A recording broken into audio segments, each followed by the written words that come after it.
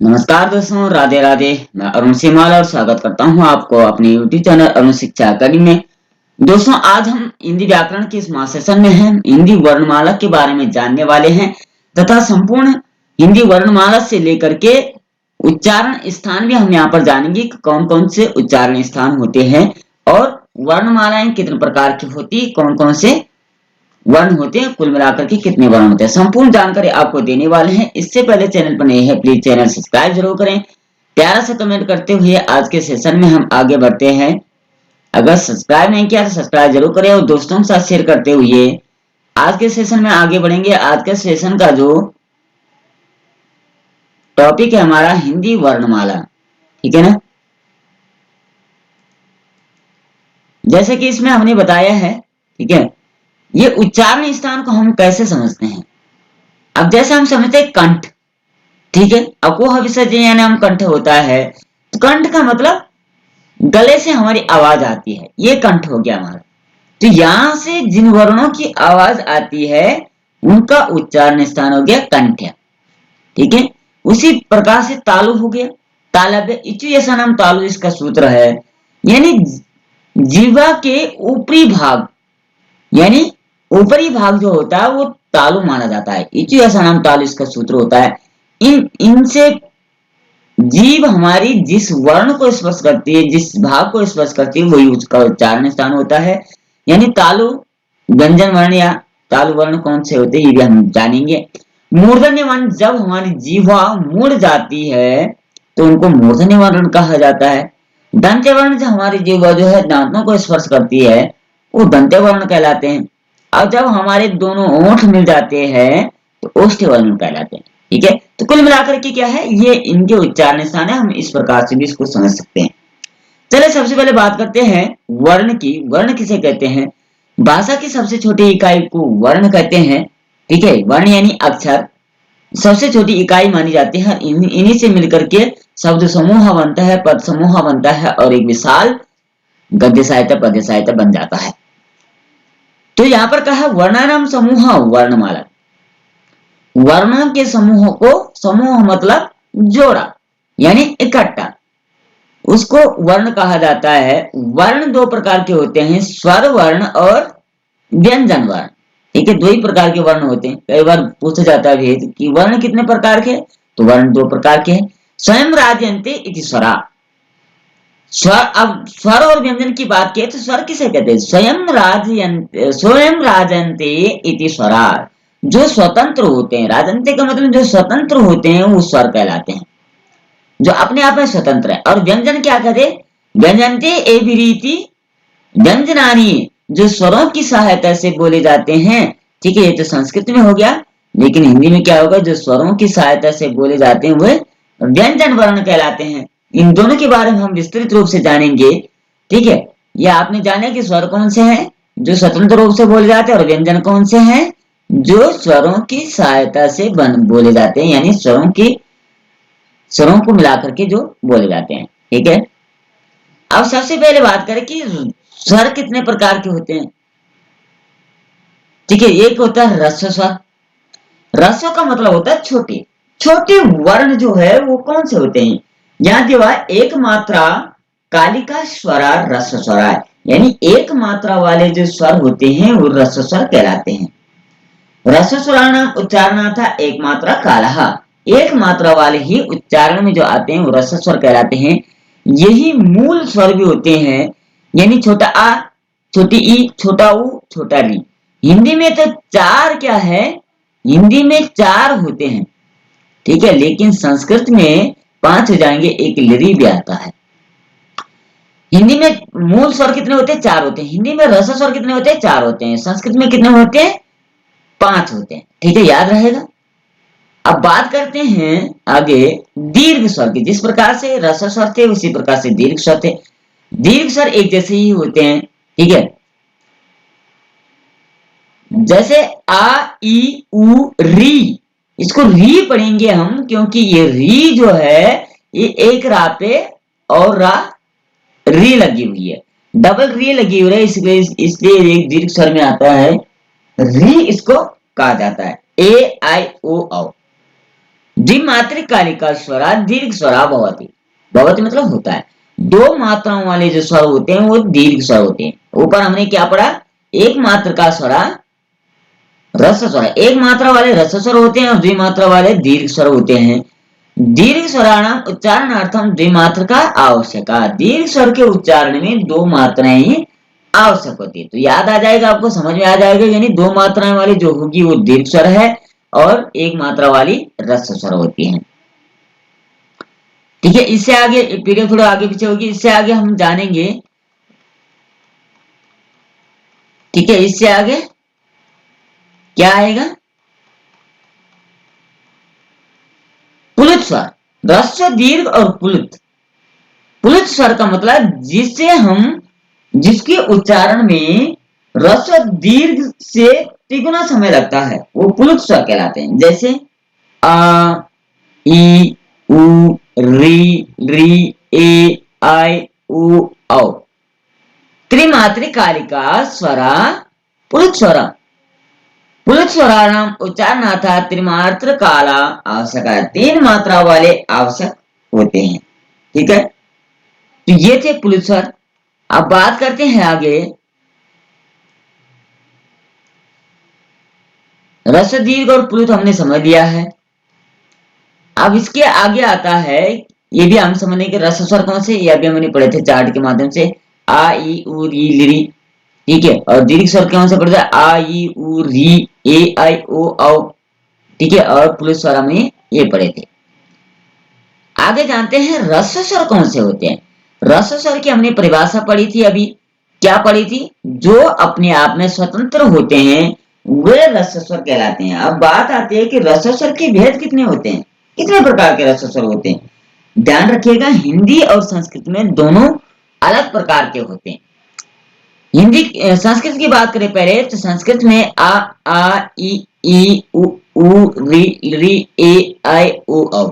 संस्कृत में 13 स्वर होते हैं और हिंदी में 2 कम होते हैं, यानी हिंदी में 11 स्वर होते हैं। वे 2 कौन से स्वर हैं जो हिंदी में नहीं होते हैं, तो वो 2 स्वर माने जाते हैं, ये री, बड़ी री और री, ये हिंदी में नहीं होते हैं। बाकी ये सभी जो है 11 स्वर जो है हिंदी में प्रयुक्त होते हैं। अर्थात स्वर वर्ण हिंदी में 11 होते हैं, संस्कृत में 13 माने जाते हैं। ठीक है, याद रखिएगा। अब आगे बात करते हैं कि व्यंजन वर्ण कौन से है।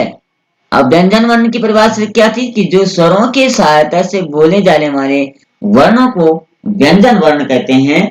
व्यंजन वर्णों को भी अपने भाग में डिवाइड किया गया है, अलग अलग भाग में डिवाइड किया गया। उनमें से सबसे पहले आते हैं स्पर्श व्यंजन। स्पर्श व्यंजन की संख्या कितनी होती है, तो ध्यान रखिएगा, स्पर्श व्यंजन जो है वो 25 होते हैं। कुल मिलाकर के जो व्यंजनों की संख्या होती है वो 33 मानी जाती है। ठीक है, हिंदी में भी और संस्कृत में भी दोनों जगह एक जैसे प्रयुक्त होते हैं। लेकिन उनमें से 25 जो है 25 वर्ण वो स्पर्श व्यंजन माने जाते हैं।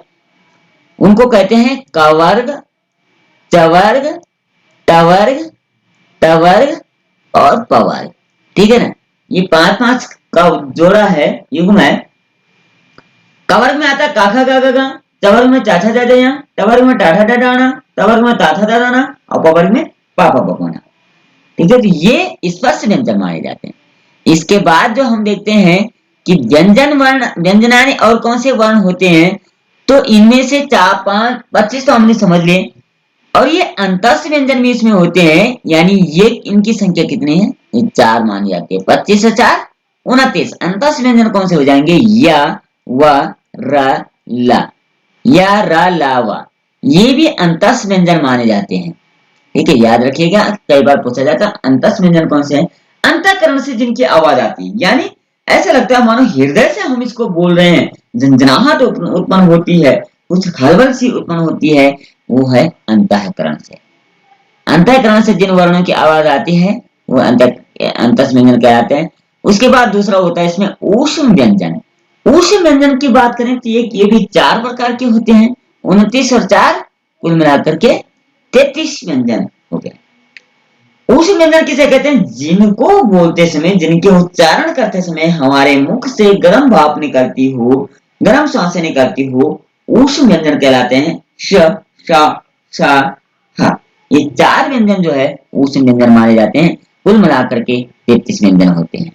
और इन 2 वर्णों को जो है जो स्वरों में ही आते थे, ये 2 वर्ण जो है न स्वर में गिने जाते हैं न व्यंजन में गिने जाते हैं। अंग आह। अंग जो है वो अनुसार है, आह जो है वो विसर्ग। अनुसार और अनुनासिक में इनका प्रयोग होता है। हिंदी में भी ये 2 ही होते हैं। इनको कहा जाता है अयोग्य वाह वर्ण। ठीक है, याद रहेगा आपको क्या कहते हैं, अयोग्य वाह वर्ण। कई बार आता है कि अयोग्य वाह वर्ण कौन से है, तो अंग आह है। अंग आह को क्या कहते हैं, अनुसार और विसर्ग कहते हैं। ठीक है, ये जो है ये ऊपर लगता है और ये विसर्ग है प्रातः काल। ठीक है, ऐसा लगता है। अब ये तो वर्णमाला तो हमने समझ लिए। इसमें 4 जो है संयुक्त व्यंजन भी होते हैं, अक्षर, त्रह, ज्ञान, स्रह। ठीक है, इनको भी याद रखिएगा। अब बात करते हैं उच्चारण स्थान। वर्णों का उच्चारण स्थान बहुत इंपॉर्टेंट माना जाता है, कई बार समझ में नहीं आता है, लेकिन ध्यान रखिएगा। इसके लिए सूत्र है, उसको याद करना पड़ेगा आपको। अकुह विसर्जनीय नाम कंठा। ये कंठा का मतलब कंठ से बोलने वाले वर्ण कौन से है, अकुआ। आ में दोनों आगे, कु का मतलब कवर, हा और वाह। इनका उच्चारण स्थान जो है ये कंठ माना जाता है।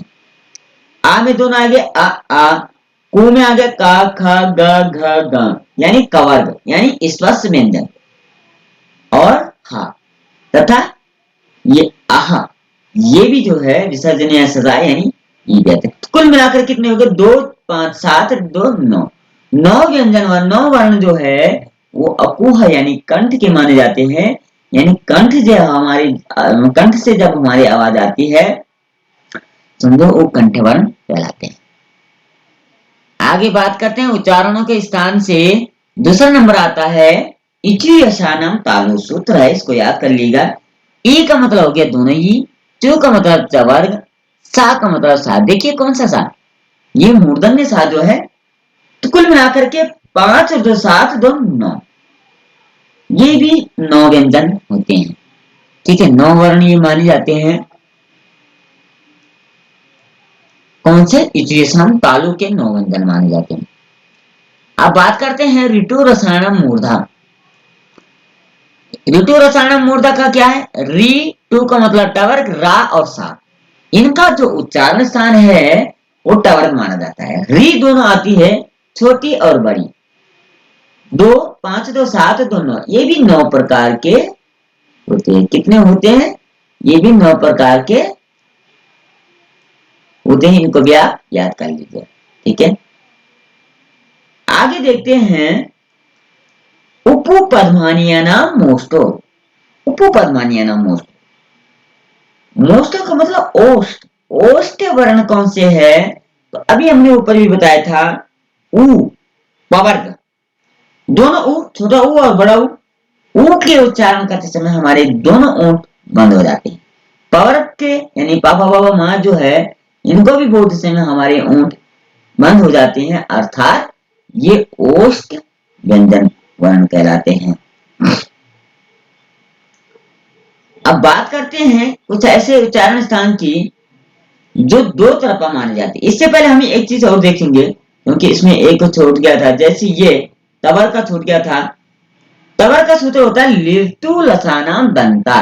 लिरी का मतलब अगर लिरी, तू का मतलब तवर, ला और सा, इनका उच्चारण स्थान में दंत दंत होता है। दंत यानी दांतों पर हमारी जीवा जब स्पर्श करती है। लिरी, ता था ददना, ला और सा। कुल मिलाकर के 5 और 2 7 1 8, ये 8 जो है ये दंत्य वर्ण कहलाते हैं। हमारी जीवा दांतों को स्पर्श करती है। इन उच्चारण वर्णों को, इन वर्णों के उच्चारण में हमारे जीवा दांतों को स्पर्श करती है।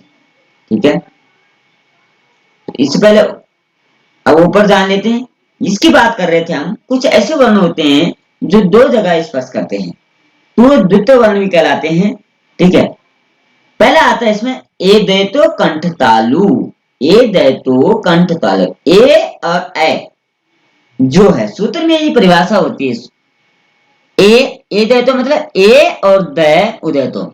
ये और द ए जो है इनका उच्चारण स्थान कंठ भी होता है, तालु भी होता है। ठीक है, कंठ कैसे हो जाएगा? क्योंकि हमने ऊपर पढ़ा था, क्या पढ़ा था? अकुहा विसर्जनीय नाम कंठा। ठीक है, ए और ए। अब आप बोलेंगे तो वहां तो आ और दोनों आ थे, अब ए का तो वहां जिक्र ही नहीं था। तो ए जो है वो संयुक्त स्वर कहलाते हैं, यानी आ और ई को मिलकर के ए बना हुआ है। आ और ई को बना करके ए बना हुआ है।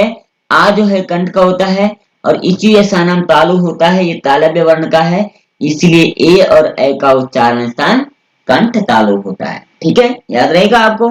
ये क्या है? संयुक्त स्वर माने जाते हैं। ए आई ओ औ, आ और ई को मिलकर के ए, आ और ई को मिलकर के आई, आ और ओ को मिलकर के ओ, आ और ओ को मिलकर के औ। ठीक है, दूसरा आता है ओदोदो कंठोष्ठम। ओ और औ का जो उच्चारण स्थान है वो कंठ भी और ओष्ठ भी। वकार से दंतोष्ठम, वकार का यानी वा का उच्चारण स्थान दंत भी होता है, ओष्ठ भी होता है, यानी ये इसको बोलते समय जीवा भी स्पर्श करती है दांतों को और होंठ भी बंद होते हैं। नासिक के अनुसार अंग का जो है वो नासिक होता है और वर्ग का आखिरी अक्षर ग य न न म। ये पांच स्पर्श व्यंजन के जो है उच्चारण स्थान है, इनका आखिरी वर्ण जो होता है वो भी इसी में आ जाएगा। इसमें यम गणना नामाचा नासिकाची नासिक व्यंजन कहलाते हैं। आगे बात करते हैं, हमने पढ़ लिया। अब बात करते हैं थोड़ा सा स्वर चार्ट हमने यहाँ पे बनाया था। स्वर 13 होते हैं, व्यंजन भी व्यंजन कितने? व्यंजन 33 होते हैं। स्पर्श व्यंजन कितने बताए थे? 32 होते हैं। कौन से? कवर्ग, चवर्ग, टवर्ग, टवर्ग और पवर्ग। का का का का टा टा टा टा टा टा टा टा टा टा टा पा पा पा पा मा। 25 व्यंजन कहते हैं इनको। ये व्यंजन स्पर्श व्यंजन होते हैं। अंतस व्यंजन की बात की थी, 4 बताए थे। अंतःकरण से जिन वर्णों के उच्चारण होता है य, र, ल, व, ये जो है अंतस व्यंजन कहलाते हैं।